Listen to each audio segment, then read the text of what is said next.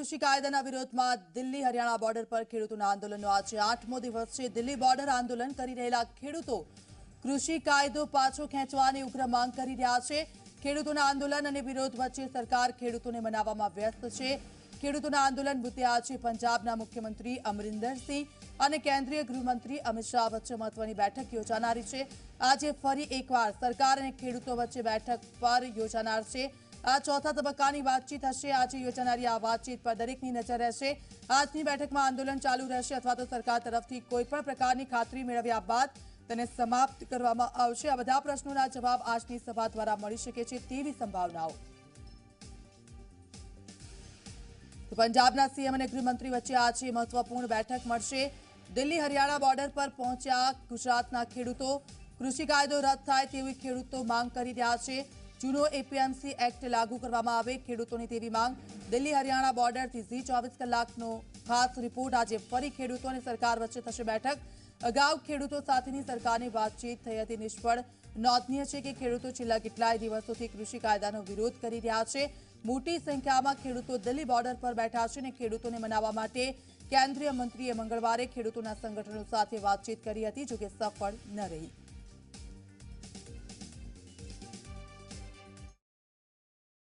Delhi હરિયાણાની સિંગુ border પર ગુજરાતથી પણ ખેડૂતો જે છે તે હવે આમના સમર્થનમાં ઉતરી ચૂક્યા છે। ગુજરાતથી એક જથ્થો પહોંચ્યો છે અને તે ખેડૂતોના સમર્થનમાં ઉતર્યા છે મેદાનમાં। તેમનું પણ કહેવું છે કે સરકારે જે બિલ લાગુ કર્યા છે, કાયદા લાગુ કર્યા છે, તે જ્યાં સુધી કાયદો રદ નહીં થાય ત્યાં સુધી આવી રીતે આંદોલન દેશભરમાં ચાલતા રહેશે। તેમની સાથે જ વાત કરીશું। શું કહેવું છે, શું માંગ છે તમારી?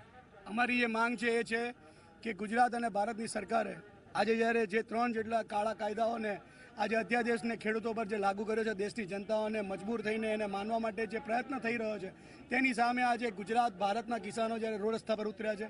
પંજાબ અને હરિયાણાના ખેડૂતો આજે છેલ્લા કેટલાય દિવસોથી જ્યારે આંદોલન કરી રહ્યા છે ત્યારે ગુજરાતની મહાત્મા ગાંધીની ધરતી અને સરદાર વલ્લભભાઈ પટેલની ધરતી આજે કિસાનો માટે પોતાનું હૃદય અને કાળજું કંપાવી રહ્યું છે। આજે મોટી સંખ્યામાં ગુજરાતથી ખૂબ મોટા જથ્થામાં ખેડૂતો અહીંયા પહોંચ્યા છે અને અમરેલી જિલ્લામાંથી અને બીજા અન્ય જિલ્લાઓમાંથી આજે બપોર પછી બીજો એક જથ્થો ગુજરાતમાંથી ખેડૂતોના સમર્થનમાં અહીંયા આવી રહ્યો છે। કુલ મિલાઈને અમારો જે વિરોધ છે, જે આ કાળો કાનૂન જે લાવવામાં આવ્યો છે, જેના લીધે ખેડૂતો પોતાના ખેતરમાંથી દૂર થશે, ઉદ્યોગપતિઓને આ જમીનો મળશે અને આ ઉદ્યોગપતિઓ પોતાની આ જ ખેડૂતોની જમીનો મેળવી લઈને એવું કરશે કે આવનારા સમયની અંદર ખેડૂતો પોતાની જમીન ભૂલી જશે અને ખેડૂત બેકાર થશે। સરકાર વાતચીત કરી રહી છે, લગાતાર બેઠકોના દોર ચાલી રહ્યા છે। ગઈકાલે થઈ, આજે આવતીકાલે પણ થશે। સરકાર પ્રસ્તાવ જે ખેડૂતોના છે તે બિલની અંદર સમાવેશ કરવા તૈયાર છે। આપની ખૂબ ખૂબ સાચી વાત છે, પણ સરકારે આ બધી જ વાત જ્યારે એમણે ધ્વનિ પ્રતિસાદ કર્યો, એટલે કે જ્યારે સંસદ સભાની અંદર જ્યારે એમણે મતદાન ન કર્યું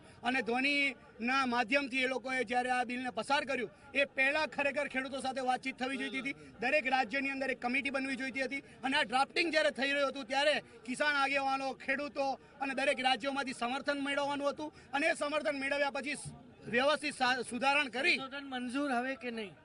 સંશોધન મંજૂર બી નથી અને આ 3 કાયદો બી મંજૂર નથી, કારણ કે સંશોધન જે છે એ કાળા કાયદાની અંદર જેમ આપણે બેન્ડેડ લગાડીએ છીએ, જ્યારે કે મને આ વાગ્યું છે તો અહીંયા જેમ પાટાપિંડી કરીએ એ પ્રકારનું બિલ અમને મંજૂર નથી। અમારો જૂનો એપીએમસી કાયદો જે 1963 થી હતો એ મંજૂર છે। અમને અમારા ખેત ખલિયાણ અમારી રીતે ખેડવા દો।